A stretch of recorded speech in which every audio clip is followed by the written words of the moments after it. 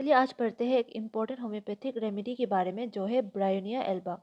Bryonia alba का common name है white ब्रायनी और वाइल्ड होप। इसका कॉमन नेम है वाइट ब्रायनी और वाइल्ड होप और इसका फैमिली है क्यूकरबिटेसी। इसका जो प्रूवर है वो है Hahnemann. Constitution. It is adapted to persons of a gouty or rheumatic diathesis prone to so-called bilious attacks. Constitution means ये किन लोगों को ज़्यादा दिया जाता है। तो यहाँ लिखा हुआ है गाउटी और rheumatic diathesis। गाउटी और rheumatic diathesis मीन्स ये उन लोगों के लिए है जिनका बहुत ज़्यादा जॉइंट्स पे इन्फ्लेमेशन रहता है। गाउटी में जो यूरिक एसिड होता है वो एक्सेस अमाउंट में पाया जाता है बॉडी में, जिसकी वजह से उसको इन्फ्लेमेशन हो जाते हैं जॉइंट्स में। या आप यहाँ पे पिक्चर देख सकते हैं गाउट का।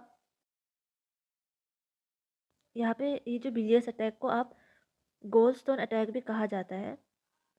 Goldstone attacks. गोल्डस्टोन अटैक में क्या होता है, गोल्डस्टोन की वजह से जो सिस्टिक डक है उसको गोल्डस्टोन ब्लॉक कर देता है, जिसकी वजह से वहाँ पर पेन होने लगता है। उसे कहते हैं goldstone attack. Bryonia patients are irritable inclined to be vehement and angry. Vehement means जो बहुत ज़्यादा स्ट्रॉन्ग फीलिंग शो करते हैं उसको कहते हैं vehement. It means showing strong feeling, बहुत ज़्यादा गुस्से में रहते हैं। डार्क और black hair, dark complexion, firm muscular fibre, dry nervous slender people. Bryonia alba का जो पेशेंट है उसका अपीयरेंस कैसे रहता है, उस पर डार्क और ब्लैक हेयर्स होंगे, उसका डार्क कॉम्प्लेक्शन रहेगा और firm muscular fibre. Firm means जो फर्म मीन्स जो सॉफ्ट नहीं है। किसी के अगर मसल्स को ऐसे दबाएंगे तो वो आपको हार्ड सा फील करेगा, ऐसे सॉफ्ट फील नहीं होगा। उसे कहते हैं फर्म मस्कुलर फाइबर। और dry nervous slender people means बहुत ज़्यादा दुबला पतला सा आपको दिखाई देगा वो इंसान, बहुत ज़्यादा गुस्से वाला होगा, अपना स्ट्रॉन्ग फीलिंग शो करेगा। Mental generals. Ailments from gangrene, mortification, anger, violence with chilliness and coldness after anger, chilly but with head hot and face red.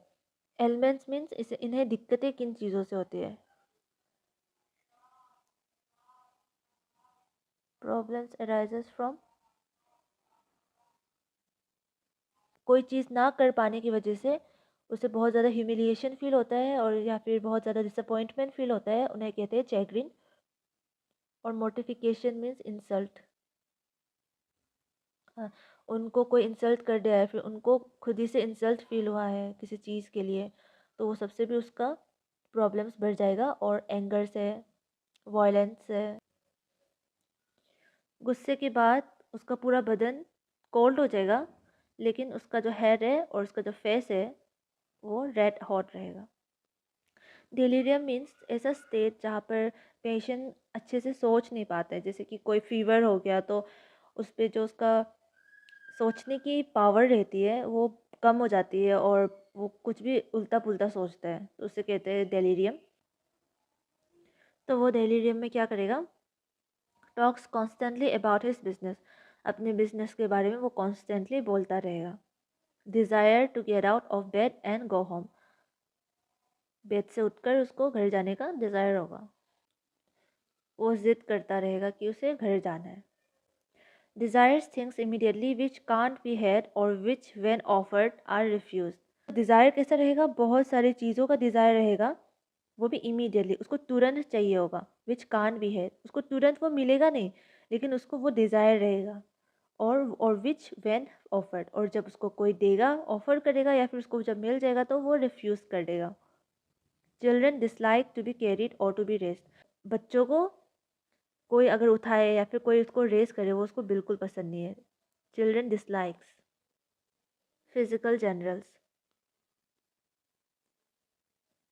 Complaints when warm weather sets in after cold days, from cold drinks or ice in hot weather after taking cold or getting hot in summer, from chilling when overheated, kicks the covers off, from exposure to draft, cold wind, suppressed discharges of menses milk और eruption of acute exanthema.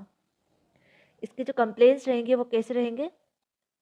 सर्दियों के बाद जब warm weather आने लगता है तब उनके कंप्लेंट्स बढ़ जाते हैं। फ्रॉम कोल्ड ड्रिंक्स और आइस इन हॉट वेदर में अगर उन्होंने कुछ ठंडा खा लिया हो, कुछ ठंडा पी लिया हो या फिर आइस की वजह से उनको कंप्लेंट्स होती है। आफ्टर टेकिंग कोल्ड और गेटिंग हॉट इन समर, कुछ ठंडे लेने से या फिर गर्मी की वजह से समर में उनको प्रॉब्लम्स होती है। फ्रॉम चिलिंग व्हेन ओवरहीटेड, जब बहुत ज़्यादा गर्म हो जाता है, जब बहुत ज़्यादा ओवरहीट हो जाता है तब कुछ ठंडे लेने से। मतलब कि इसको जो भी अगर हॉट वेदर रहेगा गर्मियों के मौसम में कुछ भी वो ठंडा ले लेगा तो उसकी कंप्लेंट्स बढ़ जाएगी। मतलब कि इसको गर्मियों के मौसम में कुछ भी अगर ठंडा पी लेगा या फिर ठंडा खा लेगा या फिर ठंड लग जाएगी उसे, तो उसकी वजह से उसकी कंप्लेंट्स होती है। उसकी कंप्लेंट्स इन चीज़ों से होती है। Kicks the covers off from exposure to draft cold wind, और जो भी उसका कवर्स रहेगा उसको किक ऑफ कर देगा। और फ्रॉम एक्सपोजर टू ड्राफ्ट और cold wind, draft means cold wind को ही कहा गया है यहाँ पे। सप्रेस डिस्चार्जेस ऑफ मेंसेस, और यहाँ पे उसका अगर कोई भी डिस्चार्ज अगर सप्रेस्ड हो गया है, जैसे कि क्या क्या डिस्चार्ज, मेंसेस डिस्चार्ज हो गया, जैसे कि मेंसेस सप्रेस्ड हो गया, फिर मिल्क लैक्टेटिंग मदर में अगर मिल्क डिस्चार्ज सप्रेस्ड हो गया, या फिर eruption of acute exanthema, exanthema यहाँ पे रैशेस को कहा गया है। अगर उसका कोई भी ऐसा स्किन रैश अगर उसका सप्रेस्ड हो गया, मेंसेस सप्रेस्ड हो गया, लैक्टेटिंग मदर का मिल्क आना सप्रेस्ड हो गया, तब उनको कंप्लेंट्स आती है। इनके जो कंप्लेंट्स है वो ज़्यादातर इन चीज़ों से होती है, उनको दिक्कतें इन चीज़ों से होती है। गर्मी के टाइम में कुछ ठंडा ले लेना या फिर सप्रेस्ड डिस्चार्जेस की वजह से।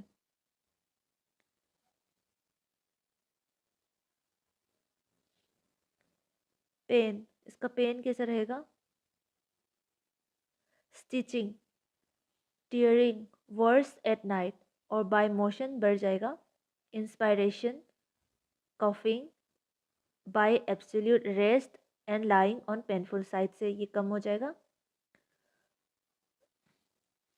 इसका पेन कैसा रहेगा? स्टिचिंग पेन रहेगा, टीयरिंग पेन रहेगा, वर्स एट नाइट, रात को ये ज़्यादा वर्स हो जाएगा। और इसे दिक्कत कब होगा, एग्रेवेट कब होगा? By motion, by inspiration, by coughing, और ये कम कैसे होगा? By absolute rest and lying on painful side. इसका पेन कैसा रहेगा? स्टिचिंग और टीयरिंग और worse at night. Excessive dryness of mucous membranes of entire body, lips and tongue, dry, parched, cracked, stool dry as if burned, cough dry, hard, racking with scanty expectoration, urine dark and scanty great thirst. ये यहाँ पर important है इसका great thirst. Excessive dryness रहेगा mucus membrane का, जितना भी entire body है उसमें, जैसे कि थ्रोट हो गया, नोस हो गया, जो भी म्यूकस मेम्ब्रेन है हमारे एंटायर बॉडी में उसका बहुत ज़्यादा एक्सेसिव ड्राइनेस हो जाएगा। यहाँ पे एग्जांपल दिया हुआ है जैसे कि लिप्स, यहाँ पे एग्जांपल दिया हुआ है जैसे कि लिप्स, टंग, ये सब कैसा रहेगा? एकदम ड्राई रहेगा, क्रैक्ड हो जाएगा।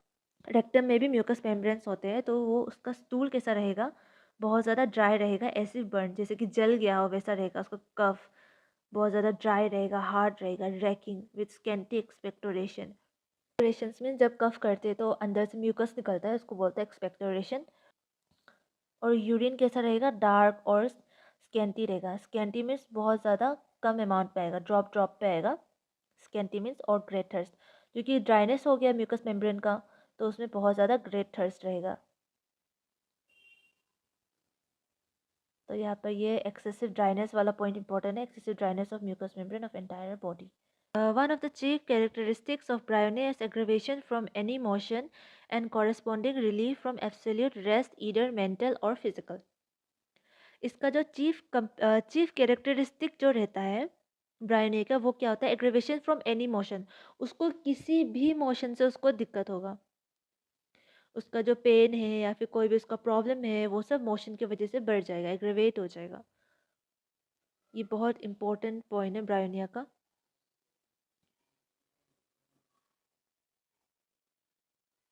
एंड कॉरेस्पॉन्डिंग रिलीफ, और रिलीफ कैसे मिलेगा, एब्सोल्यूट रेस्ट, इधर मेंटल और फिजिकल।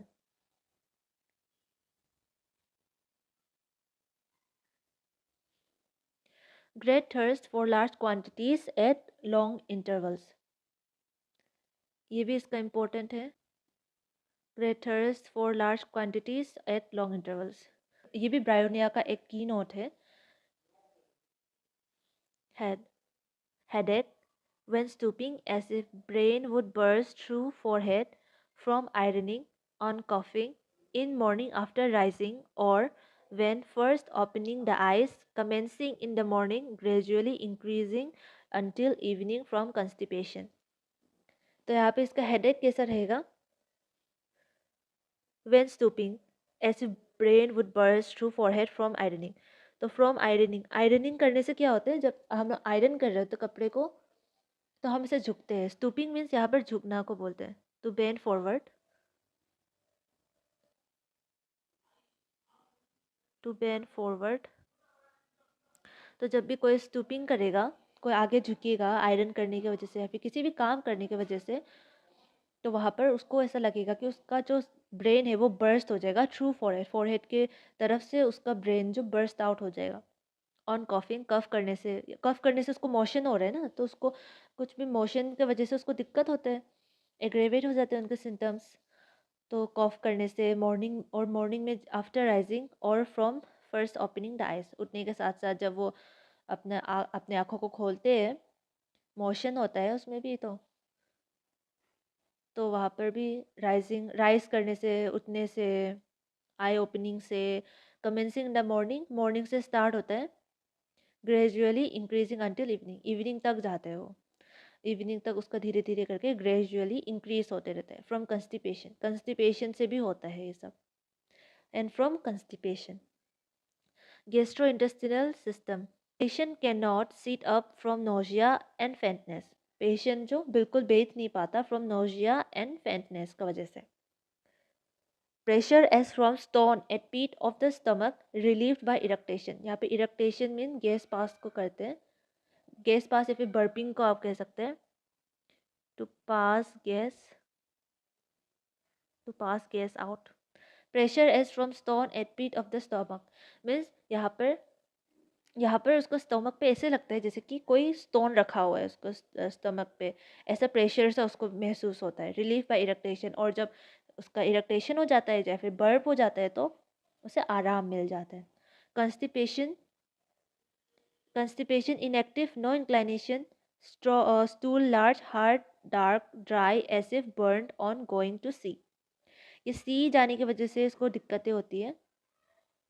और उसका कंस्टिपेशन कैसे रहता है, इनएक्टिव, नो इंक्लिनेशन, उसका जो स्टूल रहता है वो ड्राई हार्ड सा रहता है। हम लोगों ने पढ़ा था ना यहाँ पर कि उसका जो म्यूकस मेम्ब्रेन है वो एक्सेसिव ड्राइनेस हो जाता है, जिसका वजह से उसका कंस्टिपेशन हो जाता है उसको। इनएक्टिव और नो इंक्लिनेशन से ये मतलब है कि इसे बिल्कुल भी डिज़ायर नहीं होती है स्टूल पास करने के लिए। Diarrhoea during a spell of hot weather, bilious, acrid with soreness of anus like dirty water, of undigested food from cold drinks when overheated from fruit or sauerkraut, और aggravation किस कब होता है, in morning on moving even a hand और foot, motion से, यहाँ भी motion है, हैंड और फुट मूव करने से एग्रेवेट हो जाता है। तो इससे डायरिया कैसा होता है, diarrhoea spell of hot weather, hot weather के टाइम में बिलियस मीन्स बहुत ज़्यादा अमाउंट पे, एक्राइट मीन्स यहाँ पे बर्निंग, बर्निंग को कहा गया है, acrid burning with soreness of anus, dirty water जैसा निकलता है, अनडाइजेस्टेड फूड होता है उस पर फ्रॉम कोल्ड ड्रिंक्स की वजह से, व्हेन ओवर हीटेड ज़्यादा गर्मी की वजह से, फ्रॉम फ्रूट और सावर क्रोट, सावर क्रोट एक जर्मन क्विजीन है जो ऐसे फर्मेंटेड कैबेजेस से बनाया जाता है, तो उसे कहते हैं सावर क्रोट। तो वो सब खाने की वजह से उसको डायरिया हो जाएगा। और एग्रेवेट कब करेगा, मॉर्निंग में या फिर on moving even a hand और foot. Female reproductive system. Mammary, heavy, of a stony hardness, pale but hard, hot and painful, must support the breast. जो ब्रेस्ट रहता है फीमेल्स का वो बहुत ज़्यादा स्टोनी हार्ड हो जाते हैं, वो बहुत ज़्यादा heavy, stony hard, hot and painful हो जाते हैं, जिसे सपोर्ट करना पड़ता है.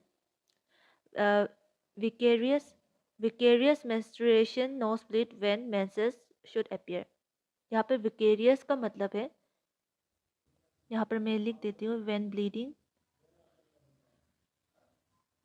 Comes from another part of the body instead of the uterus during the time of periods. Periods के टाइम में यूटेरस से नहीं होके अदर पार्ट्स से जो खून आता है उसको कहते हैं विकेरियस मेंस्ट्रुएशन. जब मेंसेस आना चाहिए था तब उसको नोज ब्लीड हो जाते हैं. ब्लड स्पीटिंग मतलब ब्लड स्पीड होता है, ब्लड निकलता है उनके स्पीड से. और haemoptysis. Haemoptysis means coughing up blood.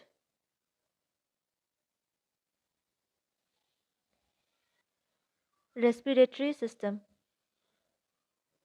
Cough, dry, spasmodic, with gagging and vomiting, with stitches inside of chest, with headache as if head would fly to pieces, aggravates after eating, drinking, entering a warm room, a deep inspiration. इसका जो कफ रहता है वो बहुत ज़्यादा dry रहता है और स्पास्मोडिक रहता है. Spasmodic means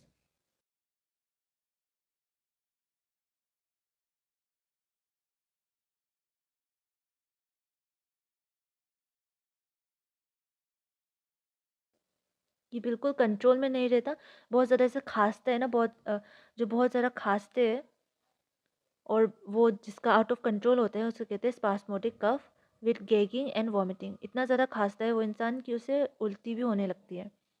gagging means choking. With स्टीचेस in side of chest. ऐसा लगेगा कि साइड ऑफ चेस्ट में उसके स्टीचेस लग रहे हैं, वैसे तो आपका उसको पेन होगा. With headache as if head would fly to pieces. और एग्रेवेट्स, और ये एग्रेवेट किस चीज़ों से होता है? After eating, drinking, entering a warm room, a deep inspiration. Extremities. Constant motion of left arm and leg. Modalities. उसके जो सिम्टम्स है वो एग्रेवेट किससे होंगे? एग्रेवेट मीन्स उसके सिम्टम्स बढ़ कब जाएंगे, बढ़ कैसे जाएंगे? मोशन से, एक्सर्शन से, कुछ काम करने से, टच से. कैनॉट सिट अप मीन्स वो बैठ नहीं पाता है, वो बहुत ज़्यादा कमज़ोर होता है जिसकी वजह से वो बैठ नहीं पाता. गेट्स फेंट और सिक और बोट. वार्म से, वार्म फॉल्ट से, suppress discharges of any kind. हमने पढ़ा था ना, जैसे कि मेंसेस या फिर मिल्क या फिर कुछ भी स्किन इरप्शंस, एक्जेंथीमा एग्जाम्पल था. एमिलियरेशन मीन्स उसके जो सिम्टम्स है वो कम कब होंगे? बाय लाइंग से, specially on painful site, pressure से, रेस्ट से, कोल्ड से, eating cold things. So that's all about Bryonia alba.